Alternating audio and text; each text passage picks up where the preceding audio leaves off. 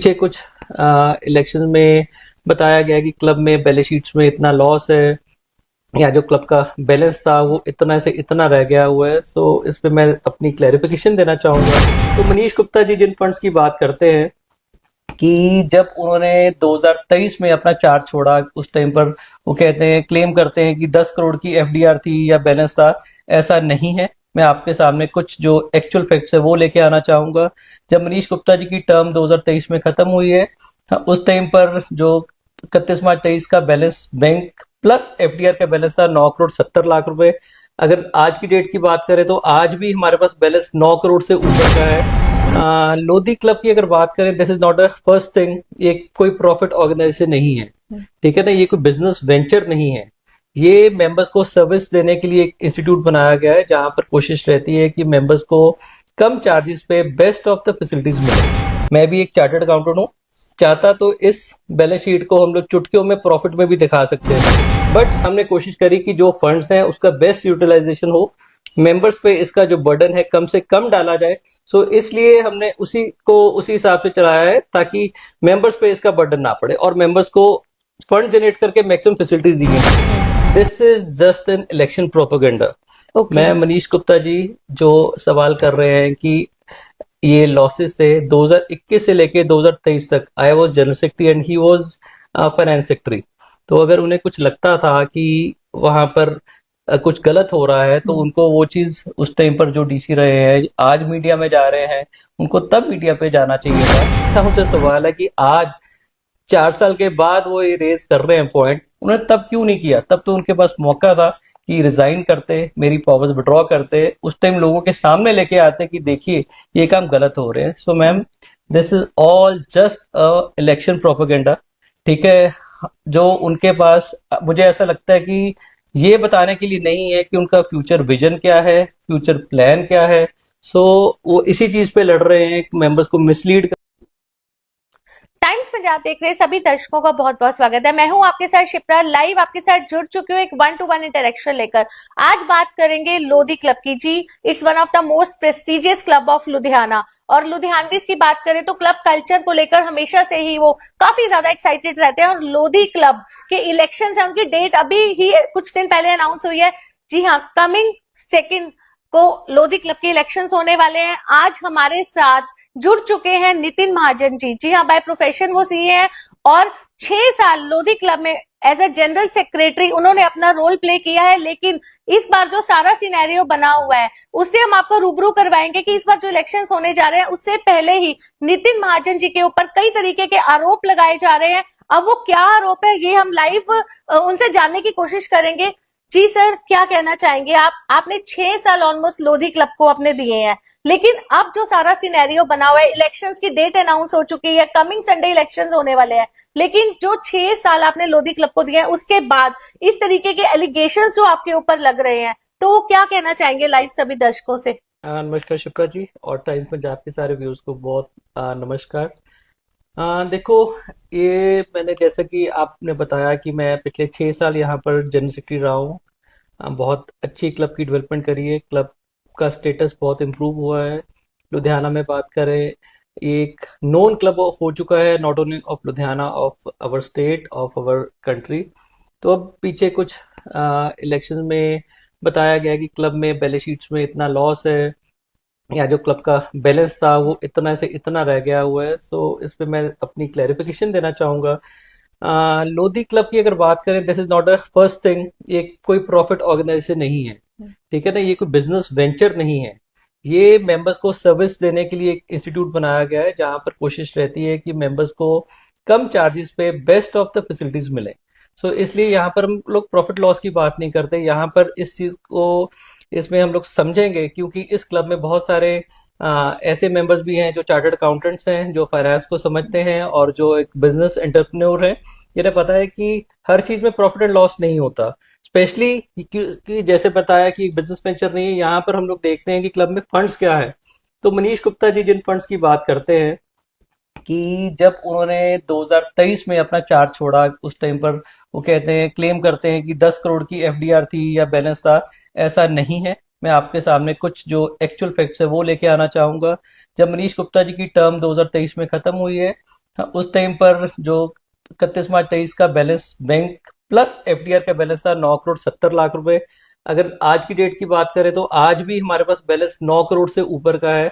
अगर उस टाइम पर 2023 में जो एफडीआर थी 6 करोड़ 15 लाख की है, आज की डेट में एफडीआर बढ़कर 35 लाख बढ़कर 6 करोड़ 50 लाख हो गई हुई है। और इस दौरान इस 2 साल के पीरियड में अगर हम लोग बात करें क्लब की डेवलपमेंट पे, क्लब के और जो इसको एनहांस करने के लिए हमने 3 करोड़ रुपए से ऊपर के इस पे अपना एक्सपेंसेस कर रहे हैं, नए प्रोजेक्ट लेके आए हैं। नए प्रोजेक्ट में जो इस 2 साल में हुआ है, हमारा कार्ड रूम है अपग्रेड हुआ है, फैमिली कार्ड रूम बनाया गया है। ये क्लब 1994 से बना हुआ था, 31 साल हो गए थे क्लब को बने हुए। इसका सारा फेस अपलिफ्ट किया गया है। हम लोग अपने घरों में भी हर 5 7 10 साल बाद करवाते हैं, बट यहाँ पर तो मेजर चेंजेस हुई हैं। तकरीबन 30 साल के बाद क्लब का फेस अपलिफ्ट किया गया है। उसके अलावा फर्स्ट फ्लोर पे हमारा बहुत ही अच्छा अरेबियन स्टाइल का रेस्टोरेंट आ रहा है जो कि ऑलमोस्ट रेडी है। उसका 70 to 80% काम हो चुका हुआ है।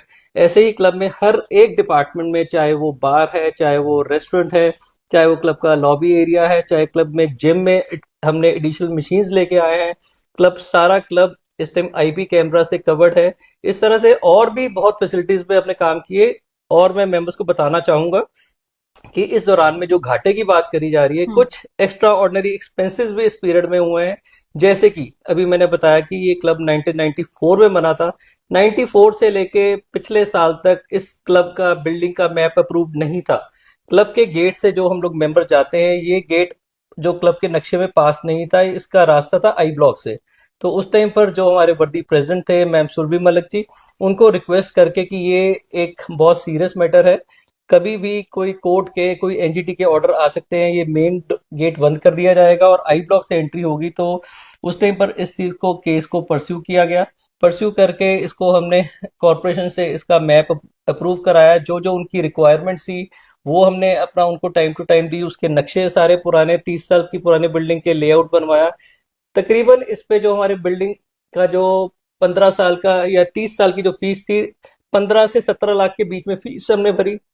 उसके बाद में क्लब में एक पोल्यूशन का मैटर चल रहा था, इसकी हमने फीस 15 साल की कंसेंट फीस भरी, वो भी 16 17 लाख थी। इस तरह से ये जो सारे एक्सपेंडिचर हैं, ये सारे बेसिकली वन टाइम एक्सपेंडिचर है, ये पहले नहीं होते थे। ठीक है, इस बार क्योंकि क्लब की आगे दिक्कत ना आए उस चीज को ध्यान में रखते हुए कोशिश करी गई। और चलो, कहते हैं जो कोशिश करता है रिजल्ट भी उसी को मिलता है। तो ये सारे हमने अप्रूव कर पाए। पॉल्यूशन का मुझे पता करवाने के लिए कैसे अपने कमेटी मेंबर के साथ, जो हमारे एक्स वाइस प्रेसिडेंट मिस्टर डंग है, उनके साथ हम लोग पटियाला तक भी जाते रहे हैं कि ताकि हम लोग इसका सोल्यूशन मिले, और मिल गया। बाकी बात करें हम लोग घाटे की, मैं भी एक चार्टर्ड अकाउंटेंट हूँ। चाहता तो इस बैलेंस शीट को हम लोग चुटकियों में प्रॉफिट में भी दिखा सकते थे। क्यों? आप एक चीज को समझिए, इस क्लब के जो मंथली हम लोग मेंबर से चार्ज करते हैं सब्सक्रिप्शन, वो 1 अप्रैल 2017 को लास्ट बढ़ाई गई थी। उस टाइम इसको 700 रुपए किया गया था। आज 8 साल खत्म हो चुके हुए हैं। 8 साल में आप देखेंगे, अगर इन्फ्लेशन रेट देखिए, कुछ भी अपना देखिए, इसमें अगर कुछ बढ़ाया होता, मान लो फॉर एग्जांपल इसमें 300 रुपया भी बढ़ाया होता, एक मेंबर का एक महीने का 300, उसका साल का 3600, 3000 मेंबर से बढ़ाया तो 1 करोड़ रुपए से ऊपर तो रेवेन्यू आता था। बट हमने कोशिश करी कि जो फंड्स हैं उसका बेस्ट यूटिलाइजेशन हो, मेंबर्स पे इसका जो बर्डन है कम से कम डाला जाए। सो इसलिए हमने उसी को उसी हिसाब से चलाया है, ताकि मेंबर्स पे इसका बर्डन ना पड़े और मेंबर्स को फंड जनरेट करके मैक्सिमम फैसिलिटीज दी हैं। अगर बैलेंस शीट की बात करते हैं, इसको बैलेंस शीट जो हम बनाते हैं, इसमें हमारे पास जो फंड आता है, ट्रांसफर फीस मेंबर्स की आती है। अगर हम लोग बात करें और जगह और इंस्टीट्यूट्स में इसको इनकम में दिखाया जाता है, हम लोग इसको इनकम में ना दिखा के इसको बैलेंस शीट में कैपिटल का पार्ट लेते हैं। अगर इसी फंड को हम लोग बैलेंस शीट में ना दिखा के इसको प्रॉफिट एंड लॉस में दिखाए तो इसको इनकम कहेंगे। This is just a manner of presentation, क्योंकि हमारा क्लब में शुरू से ही इस तरह की प्रथा चलती आई है। जो ये ट्रांसफर फीस का खर्चा है, उस ट्रांसफर फीस की इनकम है, रेवेन्यू है, जो मेंबर्स जब कोई छोड़ के जाता है या कुछ चेंज कराता है वो लेते हैं, उसको हम लोग प्रॉफिट एंड लॉस में या इनकम एंड एक्सपेंडिचर से कहे नहीं दिखाते हैं, उसको सीधा हम लोग बैलेंस शीट में दिखा देते हैं। तो इस वजह से ये खर्चे आ रहे हैं। तो मैं यही रिक्वेस्ट करना चाहूंगा सारे मेंबर से कि जो एक्चुअल डाटा है उस पे जाइए, क्योंकि ये जो आपको सब न्यूज दी जा रही है ये ऑल मिसलीडिंग है। सर एक चीज यहाँ पूछना चाहते हैं, ये तो आपकी तरफ से क्लैरिफिकेशन दी गई कि ऑलमोस्ट आपने जो 6 साल इस क्लब को दिया है being as a general secretary, लेकिन direct allegations it's not a small thing. बहुत डिफिकल्ट होता है इस तरीके की जो एलिगेशंस है उनको बियर करना, लेकिन एलिगेशंस इस तरीके के कि क्लब में जो being as a general secretary जो फंड्स है उनका प्रॉपर यूज नहीं किया, जो क्लब की डेवलपमेंट है उसमें वो फंड्स दिखाई नहीं देते, तो उसके लिए आप क्या कहना चाहेंगे? देखो, आप बोले दिखाई नहीं देते, क्लब आप आए मेंबर से पूछिए कि क्या डेवलपमेंट हुई नहीं हुई। उसके बाद में कुछ जैसे आप कह रहे हैं कि डेवलपमेंट में दिखाई नहीं देते, कि मे बी आप शायद कहना चाह रहे हैं कि ये वेस्टफुल एक्सपेंस है। ऐसा नहीं है। देखो, अगर क्लब में हम कोई भी खर्चा करते हैं, एक ये मेरी प्राइवेट मेरा ऑफिस नहीं है, मेरा अपना प्राइवेट बिजनेस वेंचर नहीं है, ये एक संस्था है, इंस्टीट्यूट है, इसमें सिस्टम है और रादर सिस्टम बनाए गए हैं। मैंने खुद ही अपना लास्ट 6 सालों में बहुत सिस्टम बनाए गए हैं। मैं आपकी जानकारी के लिए बताना चाहूंगा कि अगर क्लब में हमने कोई भी एक्सपेंस करना होता है, हम लोग हर हफ्ते वीकली मीटिंग करते हैं। जो इलेक्टेड बॉडी है वो मीटिंग में आती है। अगर उसमें कुछ भी एक्सपेंस 1 लाख रुपए से ऊपर करना होता है, उसकी हम लोग जो अप्रूवल है हमारे वर्दी प्रेसिडेंट को थ्रू ऑफिस नोट भेजते हैं, तो उसके बाद अप्रूवल आती है। उस अप्रूवल में जब अप्रूव करते हैं हमारे प्रेसिडेंट साहब, एक सब कमेटी फॉर्म करते हैं। सब कमेटी में कोई ना कोई आईएएस पीसीएस ऑफिसर रहता है, कोई टेक्निकल पीडब्ल्यूडी या पंजाब मंडी बोर्ड के कोई एक्सीन रहते हैं, और उसके साथ में कमेटी मेंबर्स रहते हैं, ताकि सारा काम एक ट्रांसपेरेंसी से हो। इवन जब से मैं जनरल सेक्रेटरी बन के आया हूँ, एक और सिस्टम मैंने स्टार्ट किया है कि जो अगर क्लब में कोई बड़ा प्रोजेक्ट करना है जिसके लिए टेंडर निकालना कंपलसरी है, तो हम वो टेंडर ऐसा नहीं कि किसी न्यूज़पेपर में छोटा सा 2x2 का बॉक्स लगा के दे दें। उस टेंडर की इंफॉर्मेशन हम सारे अपने क्लब के जो मेंबर्स हैं उनसे through WhatsApp and through email share करते हैं, सो दैट जो हमारे क्लब के मेंबर्स हैं उनकी नॉलेज में भी हो कि ये काम हो रहा है, और वो उसमें पार्टिसिपेट भी कर पाए। सो दैट हम उनको एक मौका देते हैं, एक प्लेटफॉर्म देते हैं, जिसपे मेंबर्स अगर उसमें टेंडर को क्वालिफाई करते हैं, उनका बिजनेस भी ग्रो कर सके। Sir sorry to interrupt you यार, आपने अभी बात की मीटिंग से अरेंज की जाती है, लेकिन आपके ऊपर तो डायरेक्ट एलिगेशन ये भी लगाया जा रहा है कि नितिन महाजन जी एजीएम ही कहीं ना कहीं अरेंज नहीं करवाते थे, तो उसको लेकर आप क्या किस तरीके से क्लैरिफाई करेंगे? इसमें मैं ये कहना चाहूंगा, हमारी लास्ट एजीएम हुई थी, अभी हम लोग 2025 फरवरी में है। लास्ट एजीएम हमारी हुई थी अप्रैल 2023 में। उसके बाद लास्ट ईयर, क्योंकि जून में हमारे इलेक्शन थे, तो तब डीसी सर थोड़े बिजी थे। बाद में फ्री होने के बाद मैंने खुद उनसे रिक्वेस्ट करके एजीएम रखवाई गई। मेंबर्स को जो ड्यू नोटिस होता है 14 दिन का दिया गया कि ये एजीएम पर्टिकुलर डेट को है।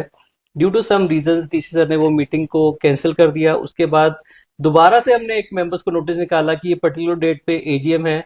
उस दिन फिर से बाई चांस कैंसिल हो गई। उसके बाद तिबारा निकाला कि एजीएम है, सो कैंसिल होगी। मैं ये बताना चाह रहा हूँ कि पिछले साल हमने 3 बार एजीएम कॉल करी, but due to some reason cancel होगी। जो एग्जीक्यूटिव मेंबर्स हमारे कह रहे हैं कि एजीएम नहीं कॉल करी, वो भी इस कमेटी का ही पार्ट थे, क्योंकि उन्हें पता है कि एजीएम 3 बार कॉल करी। रादर हम लोग वहां पर गए तो पता चलता है कि डीसी सर देखो वो is a very busy person, कोई ना कोई उनको इमरजेंसी आ सकती है। तो मैंने खुद उनसे रिक्वेस्ट करी थी कि इस एजीएम का करवाना जरूरी है, बट समहाउ वो एजीएम क्योंकि बार बार कैंसिल होती गई। रादर एजीएम मैं चाहता था हो, ताकि जो आपको जैसे बताया कि इतने काम करे हुए हैं, इतनी मेहनत करी हुई है, एजीएम होगी तो एक मेरे लिए प्लेटफॉर्म होगा बताना मेंबर्स के लिए, देखिए आपके फंड्स इतने थे, इतने रह गए। जैसा अभी मैं बता रहा हूँ कि उस टाइम पर 9 करोड़ 70 लाख के थे, आज 9 करोड़ समथिंग के हैं। 60-65 लाख का अगर लॉस आपके फंड्स कम भी हुए हैं, उस 60-65 लाख का जो लॉस है उससे डेवलपमेंट क्या हुई है? क्योंकि अगर हम लोग डेवलपमेंट नहीं करेंगे, आगे जो हमारा यूथ है, आगे हमारे क्लब नया नहीं बनाएंगे, तो कैसे नया फुटफॉल बढ़ेगी? अगर फुटफॉल बढ़ेगी तो रेवेन्यू बढ़ेगा। लेकिन सर जो ऑपोजिट पार्टीज हैं, तो क्या उनकी नॉलेज में नहीं है regarding to these AGMs and all? क्या उनकी नॉलेज में नहीं है? क्योंकि डायरेक्ट एलिगेशन आपके ऊपर लग रहा है, because they are also members of club, तो ये कैसे पॉसिबल है कि उनकी नॉलेज में नहीं है? मैंने जैसा आपको बताया कि सारी इंफॉर्मेशन एग्जीक्यूटिव को और सारे मेंबर्स को थ्रू व्हाट्सएप एंड ईमेल भेजी जाती है। This is just an election propaganda. मैं मनीष गुप्ता जी जो सवाल कर रहे हैं कि ये लॉसेस थे 2021 से लेके 2023 तक, I was general secretary and he was finance secretary. तो अगर उन्हें कुछ लगता था कि वहां पर कुछ गलत हो रहा है, तो उनको वो चीज उस टाइम पर जो डीसी रहे हैं, आज मीडिया में जा रहे हैं, उनको तब मीडिया पे जाना चाहिए था। मैं आपको अपने सिस्टम का एक सिस्टम, क्लब का जो पेमेंट सिस्टम है, बिल सिस्टम है, वो सभी मेंबर्स की नॉलेज में भी लेके आना चाहूंगा। अगर हम लोग क्लब में कुछ भी परचेज करते हैं, कुछ भी खर्चा करना चाहते हैं, तो उसमें कंसर्न सेक्रेटरी एक रिक्वेजिशन बनाता है, रिक्वेजिशन बना के वो कमेटी में उसको अप्रूव करवाया जाता है। ठीक है, वो उसके बाद उसको परचेज किया जाता है कोटेशन बेस पे या टेंडर बेस पे, जो भी डिपेंडिंग अपॉन जो अमाउंट है। तो उसके बाद वो जब क्लब में आता है तो हमारा जो सिक्योरिटी वाले हैं वो उसको चेक करते हैं, उसके बाद स्टोर में जाता है, स्टोर कीपर जो उसको चेक करता है। देन वो बिल जनरल मैनेजर के पास जाता है, जनरल मैनेजर उसको अप्रूव करता है कि जो चीज़ चाहिए थी वही आ गई। उसके बाद वो बिल जाता है कंसर्न सेक्रेटरी के पास, कंसर्न सेक्रेटरी उसको चेक करता है। देन वो अकाउंट्स ऑफिस में जाता है, अकाउंट्स वाले फिर उसका चेक बनाते हैं। उसको चेक बना के सबसे पहले वो जाता है फाइनेंस सेक्रेटरी के पास। फाइनेंस सेक्रेटरी को अगर उसमें लगता है कि कोई गड़बड़ है, कि ये जो बिल है इन्फ्लेटेड बिल है मान लो उनके हिसाब से, या ये जो बिल है सामान आया ही नहीं, गलत बिल आ गया है, तो उनके पास पूरी पावर रहती है रोकने की। जबकि ऐसा पिछले 6 सालों में किसी ने ऐसा पिन पॉइंट नहीं किया कि कुछ इस तरह की गड़बड़ हुई है। मैं आपकी नॉलेज के लिए, सारे मेंबर्स की नॉलेज के लिए, सारी ऑडियंस की नॉलेज के लिए एक इंसिडेंट शेयर करना चाहूंगा। मैं 2013 में और 2015 में I been finance secretary also. In my first tenure 2014 में मैंने रिजाइन कर दिया था। रिजाइन क्यों किया था? क्योंकि उस टाइम पर मुझे लगा कि जो कमेटी में एक्सपेंस करे जा रहे हैं या जो भी चीज़ हो रही है तो वो फाइनेंशियली ठीक नहीं है। सो मैंने जो उस टाइम पर डीसी सर थे उनको कंप्लेंट लिख के दी with all the data, with all the details कि ये कुछ फाइनेंशियल इश्यूज है, काइंडली आप इसको चेक कराए, और मैंने रिजाइन कर दिया। मेरे रिजाइन के बाद डीसी सर ने एक बकायदा आईएएस ऑफिसर के अंडर कमेटी बनाई।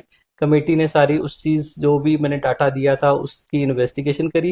इन्वेस्टिगेशन करने के बाद हमारे डीसी साहब इस रिजल्ट पे पहुंचे कि जो उस टाइम पर मौजूदा जनरल सेक्रेटरी थे, जो कि मुनीश गुप्ता जी अभी जो जनरल सेक्रेटरी कंटेस्ट कर रहे हैं, उनके बड़े ब्रदर मिस्टर मनोज गुप्ता जी थे, उनकी उन्होंने पावर्स तक विड्रॉ कर ली। तो अगर मुनीश गुप्ता जी जब मेरे साथ उस पीरियड के ऑलमोस्ट 10 साल के बाद मेरे साथ एज ए फाइनेंस सेक्रेटरी आए, जब मैं जनरल सेक्रेटरी था, तो उनके पास एक एग्जाम्पल था कि अगर उनके पहले भी एक सेक्रेटरी, फाइनेंस सेक्रेटरी जैसे गलत लगा रिजाइन कर दिया, वो भी विड्रॉ कर सकते थे, वो भी रिजाइन कर सकते थे, वो डीसी को कंप्लेंट कर सकते थे, वो एजीएम में रेस कर सकते थे इश्यूज। क्योंकि मुनीश गुप्ता जी के टाइम पर I think while he was finance secretary हमारी 2 बारी तो एजीएम हुई है और 2 बारी ईजीएम भी हुई है, तो उन्होंने कभी ये पॉइंट रेज नहीं किया।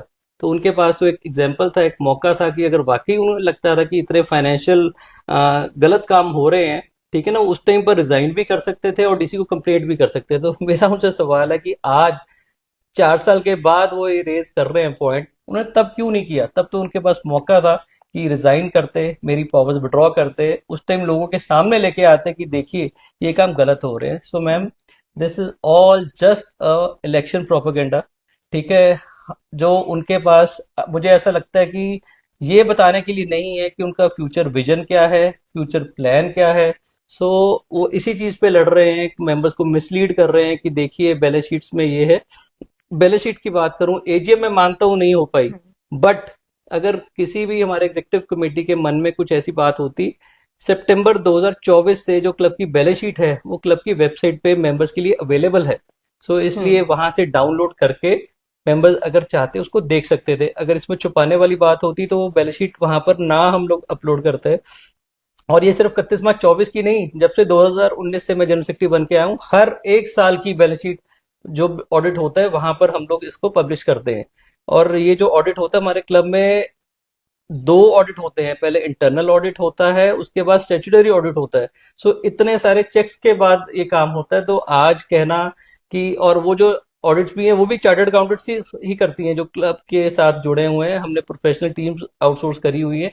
तो इसका मतलब सभी गलत हो गए, सारा क्लब का स्टाफ गलत हो गया कि ये चीज गलत आई है, सारा क्लब का सिक्योरिटी वाले गलत हो गए, ये चीज आई है, सारा क्लब का अकाउंट्स ऑफिस वाले गलत हो गए, क्लब के 2-2 जो ऑडिटर हैं वो भी गलत हो गए। उसके बाद सब कुछ गलत हो गया, फाइनेंस सेक्रेटरी साहब क्यों साइन कर रहे हैं हर चीज पे? मैं ये पूछता हूँ। आज कहना बहुत आसान है, क्यों? क्योंकि this is all election propaganda.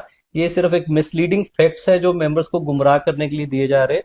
सो इस बात से आई थिंक मैं अपनी सारी बात क्लियर करता हूँ कि कुछ ऐसी बात नहीं है। मेंबर्स को एक बहुत अच्छा क्लब बना के दिया है।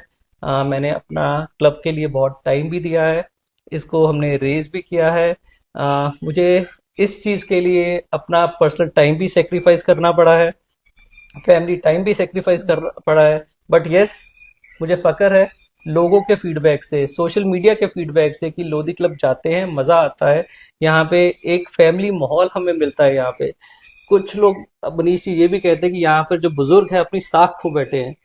मैं ये मेंबर्स को बताना चाहूंगा कि जब से मैं 2019 से जनरल सेक्रेटरी आया हूँ, तब से लेके आज तक बकायदा सीनियर सिटीजन डे मनाया जा रहा है। उनका उस दिन स्पेशल सारा ट्रीटमेंट किया जाता है। उसके साथ साथ time to time mother's day, father's day हम्म। किया जाते हैं।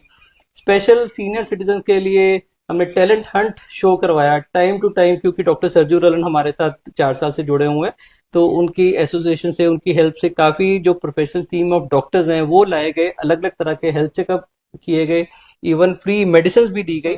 तो सीनियर सिटीजन तो हमने बहुत रिस्पेक्ट करते हैं, तो बहुत उनके लिए हमने मतलब कि अपनी तरफ से बेस्ट एफर्ट करने की कोशिश हमेशा करी है। सिर्फ ये चीज हम पूछना चाहेंगे, क्लब के लॉसेस को लेकर आपके ऊपर जो डायरेक्ट एलिगेशंस लगाए जा रहे हैं ऑपोजिट पार्टीज की तरफ से, आपने उसके ऊपर अपने क्लियर व्यूज दे दिए। लेकिन अगर हम क्लब के डेवलपमेंट की बात करें, जैसे कि एक्टिव 3000 से ज्यादा एक्टिव मेंबर्स है, जिनका यही कहना है कि इस टाइम जो क्लब है वो काफी हाइट्स पे पहुंच चुका है। तो अब जब करंट सिनेरियो की बात करें, इलेक्शंस बिल्कुल पास है, लेकिन आप इस बार पार्टिसिपेट नहीं कर रहे, लेकिन फिर नितिन महाजन की इन्वॉल्वमेंट क्यों दिखाई दे रही है? मैम, क्लब से जैसा बताया कि I have been associated with Lodhi club for good 10 years। Last year election हुए थे, ओनली सिर्फ 2 सीट्स पे इलेक्शन हुए थे, जनरल सेक्रेटरी की सीट पर और मैं सेक्रेटरी की सीट पर।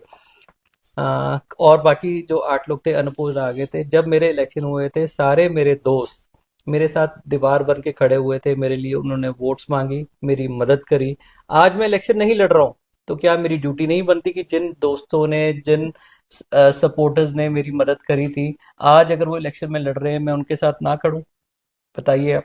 यस। ठीक है ना, तो मैं तो अपनी ड्यूटी कर रहा हूँ।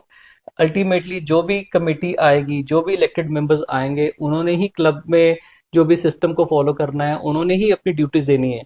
मेरा तो टेन्योर खत्म हो गया। ठीक है, बहुत अच्छा लगा, बहुत मेरे दोस्त जुड़े, बहुत मेरा परिवार बड़ा हुआ।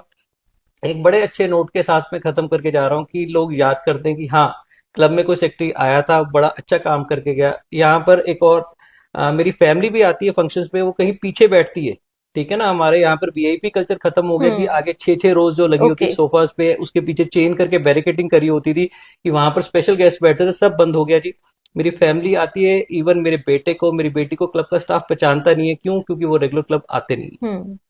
You are just mentally and emotionally supporting your yes. Team members, जी यही मेन पॉइंट जी है। जी जी, मेरी ड्यूटी है वो। जी सर, जाते जाते हम यही पूछना चाहेंगे, ऑलमोस्ट 6 इयर्स में जितने भी एक्टिव मेंबर्स हैं, उन्होंने क्लब की डेवलपमेंट को देखा है, जैसे हमने पहले बताया। और जितने भी मेंबर्स हैं लुधियाना के, वो यही कहते हैं कि बहुत मजा आता है क्लब में जाकर। लोधी क्लब में बहुत सारे इवेंट्स होते हैं, हम पार्टिसिपेट करते हैं। तो उस 6 इयर्स का जो आपका टाइम पीरियड रहा, आपको क्या लगा? आपकी तरफ से जो भी एफर्ट्स किए गए क्लब को लेकर, अब भी आप क्या देखते हैं? क्या लूप होल्स ऐसे रह गए हैं जिनके ऊपर अभी वर्क करने की जरूरत है? देखो, there is never an end to a development journey. Yes. ठीक है ना, कभी कोई बेंचमार्क नहीं होता, कभी किसी चीज का रोड एंड नहीं होता। जो एक डेवलपमेंट है, that is a continuous journey. Time के साथ साथ हम लोग अपने आप को अपग्रेड करते हैं। सो ऐसी क्लब में भी अपग्रेडेशन चलती रहेंगी। बहुत अच्छी अच्छी चीजें हैं जो और हो सकती हैं आगे, जो I wish all the very best to जो भी कमेटी आएगी, चाहे वो इस बार आए या आगे आने वाले साल में। क्यों? क्योंकि मैं इस क्लब के साथ जुड़ा हुआ हूँ, जैसा बताया, 10 साल से। तो जितना ये क्लब और ग्रो करेगा उतना अच्छा लगेगा, बट हाँ, ये क्लब पीछे जाएगा तो दुख भी होगा। And sir, do you want to give any Thanksgiving message to your team members? They are supporting you emotionally and physically and mentally too. Yes, मैं सारे अपने क्लब के, जो हमारे एग्जीक्यूटिव कमेटी के मेंबर्स इतने साल, 10 साल मेरे साथ रहे हैं, उन्होंने बहुत मेरे को सपोर्ट किया है, बहुत गाइड किया है।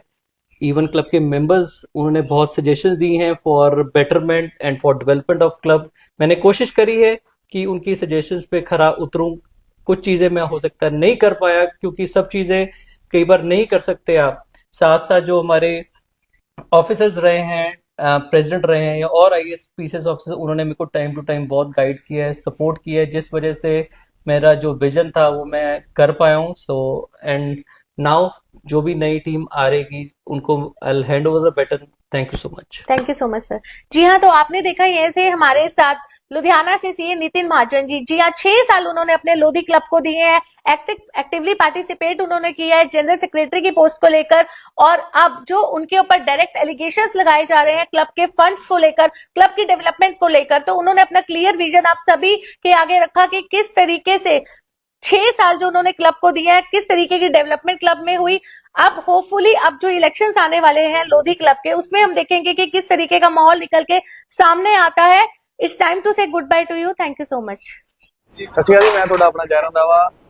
ਟਾਈਮਸ ਪੰਜਾਬ ਦੇਖਣ ਵਾਲੇ ਸਾਰੇ ਦਰਸ਼ਕਾਂ ਨੂੰ ਮੇਰੇ ਵੱਲੋਂ ਪਿਆਰ ਭਰੀ ਸਤਿ ਸ਼੍ਰੀ ਅਕਾਲ and do subscribe and like Times Punjab. Thank you so much. Times Punjab ਦੇਖਣ ਵਾਲੇ ਸਾਰੇ ਦਰਸ਼ਕਾਂ ਨੂੰ ਮੈਂ ਗੁਜ਼ਾਰਿਸ਼ ਕਰਦਾ ਕਿ ਇਸ ਚੈਨਲ ਨੂੰ ਲਾਈਕ ਕਰੋ, ਸਬਸਕ੍ਰਾਈਬ ਕਰੋ। Thank you.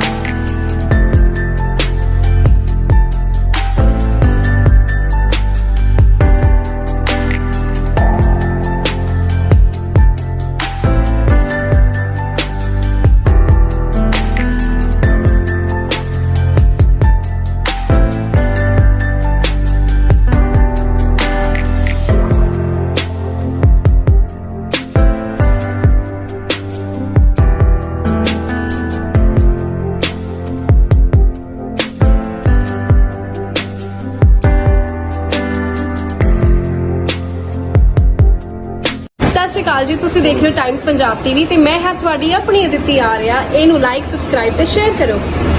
ਸਤਿ ਸ਼੍ਰੀ ਅਕਾਲ ਜੀ, ਮੈਂ ਦਿਲਰਾਜ ਗਰੇਵਾਲ। ਟਾਈਮਸ ਪੰਜਾਬ ਦੇਖਣ ਵਾਲੇ ਜਿੰਨੇ ਵੀ ਸਰੋਤੇ ਨੇ ਉਹ ਪਲੀਜ਼ ਕੱਲੀ ਨਿਊਜ਼ ਦੇਖ ਕੇ ਵਾਪਸ ਨਾ ਜਾਇਆ ਕਰੋ। ਲਾਈਕ ਕਰੋ, ਸਬਸਕ੍ਰਾਈਬ ਕਰੋ, ਸ਼ੇਅਰ ਕਰੋ, ਕਿਉਂਕਿ ਇਹਨਾਂ ਦਾ ਕੰਟੈਂਟ ਬਹੁਤ ਜੈਨੂਇਨ ਹੁੰਦਾ ਹੈ ਨਾ। ਇਹਨਾਂ ਦਾ ਵੇ ਆਫ ਇੰਟਰਵਿਊਇੰਗ ਬਹੁਤ ਅਮੇਜ਼ਿੰਗ ਹੈ, ਬਹੁਤ ਕੰਫਰਟੇਬਲ ਕਰਾਉਂਦੇ ਆਰਟਿਸਟ ਨੂੰ ਜੋ ਵੀ ਜਿੰਨਾ ਵੀ ਇੰਟਰਵਿਊਜ਼ ਲੈਂਦੇ ਨੇ। ਤੇ ਪਲੀਜ਼ ਸਬਸਕ੍ਰਾਈਬ ਕਰੋ, ਸ਼ੇਅਰ ਕਰੋ, ਲਾਈਕ ਕਰੋ। Thank you so much. ਉਹ ਟਾਈਮਸ ਪੰਜਾਬ ਨੂੰ ਫੋਲੋ ਕਰਨਾ ਨਾ ਭੁੱਲਿਓ। ਲਾਈਕ, ਸ਼ੇਅਰ, ਕਮੈਂਟ ਜ਼ਰੂਰ ਕਰਿਓ। Thank you so much.